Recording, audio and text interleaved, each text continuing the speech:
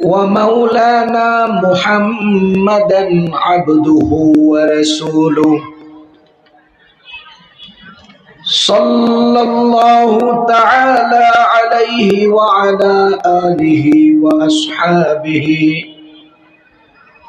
وبارك وسلم تسليما كثيرا كثيرا. أما بعد فقد قال الله تبارك وتعالى في كلامه المجيد والفرقان الحميد: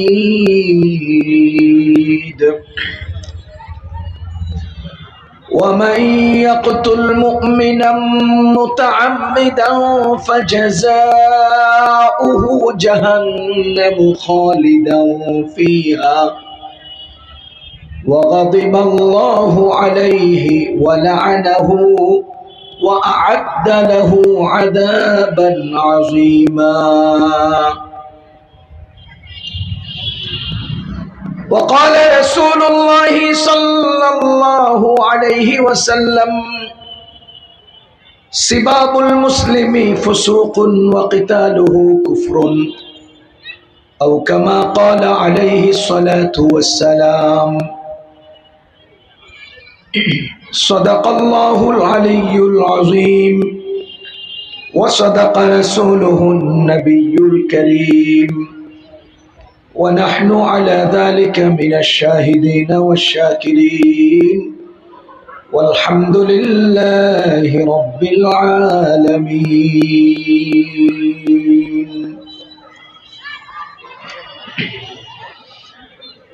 ہے زندہ فقط وحدت افکار سے ملت، ہے زندہ فقط وحدت افکار سے ملت، وحدت ہو فنا جس سے وہ الہام بھی الحاد، وحدت کی حفاظت نہیں بے قوت بازو، وحدت کی حفاظت نہیں بے قوت بازو، آتی نہیں کچھ کام یہاں عقل خدا داد، آتی نہیں کچھ کام یہاں عقل خدا داد. اے مرد خدا تجھ کو وہ قوت نہیں حاصل، اے مرد خدا تجھ کو وہ قوت نہیں حاصل، جا بیٹھ کسی غار میں اللہ کو کر یاد، مسکینی و محکومی و نومیدی جاوید، جس کا یہ تصوف ہو وہ اسلام کر ایجاد. ملا کو جو ہے ہند میں سجدے کی اجازت، ملا کو جو ہے ہند میں سجدے کی اجازت، ناداں یہ سمجھتا ہے کہ اسلام ہے آزاد، ناداں یہ سمجھتا ہے کہ اسلام ہے آزاد.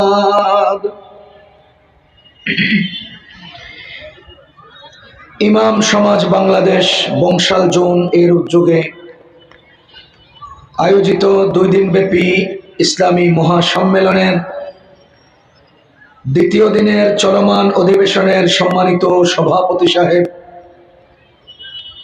মুআজ্জাজ উলামায়ে কেরাম, মুরব্বিয়ানে আযম, যুবক ভাইয়েরা ও বন্ধুরা, বিভিন্ন এলাকা থেকে আগত সম্মানিত মুসলমান ভাইয়েরা,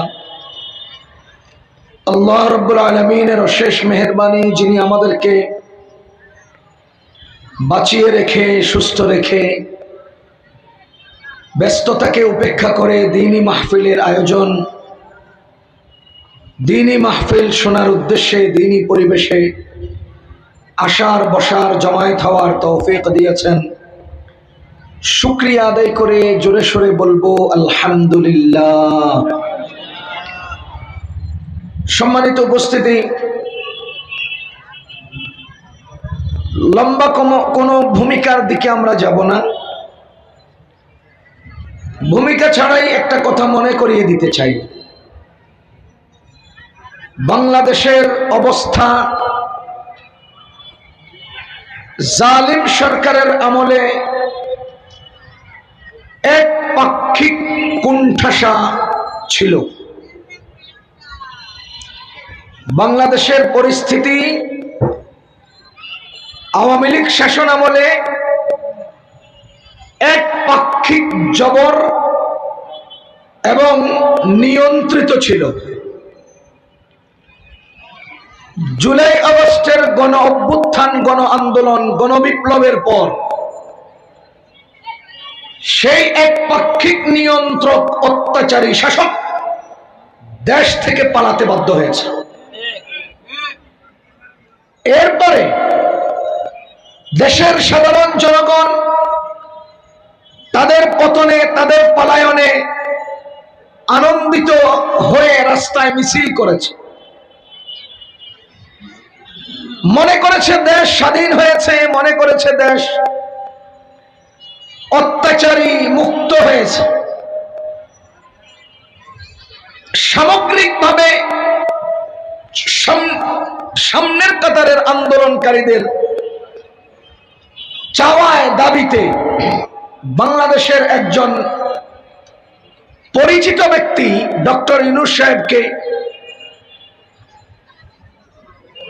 উপদেষ্টা প্রদান করে একটা রাষ্ট্র পরিচালনার উপদেষ্টা মহল তৈরি করা হয়েছে। দুঃখজনক সত্য হলো এই দেশের জনগণ যেইভাবে গণ আন্দোলন করে অত্যাচারী জালিমকে হটিয়েছে, সেই আন্দোলনের চেতনাধারী একজন উপদেষ্টাও বাংলাদেশ পায়নি। যার কারণে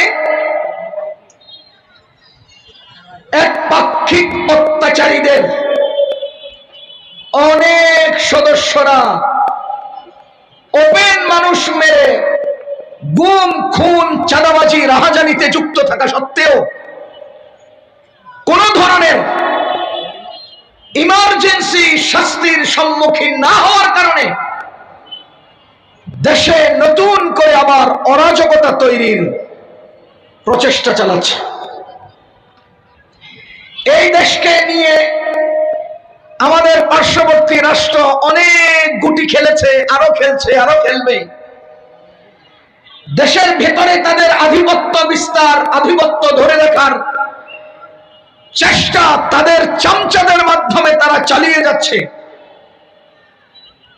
হতভম্ব হওয়ার ঘটনা, কিছুদিন পরেই বাংলাদেশের নির্বাচন। গত দুদিন আগে নির্বাচনের তফসিল ঘোষণা হলো, ঠিক তার একদিন পরেই বাংলাদেশের পক্ষে, স্বাধীনতার পক্ষে, ইনসাফের পক্ষে, মানবতার পক্ষে, উম্মার পক্ষে, দ্বীনের পক্ষে জোরালো কণ্ঠে কথা বলে যারা, তাদের মধ্য থেকে পরিচিত একজন ব্যক্তি ওসমান হাদিকে তারা দিনের আলোতে ওপেন গুলি করে রীতিমতো ক্ষতবিক্ষত করেছে। এটা রাজনৈতিক ব্যাপার, এটা আমাদের প্রশাসনিক দুর্বলতার বহিঃপ্রকাশ।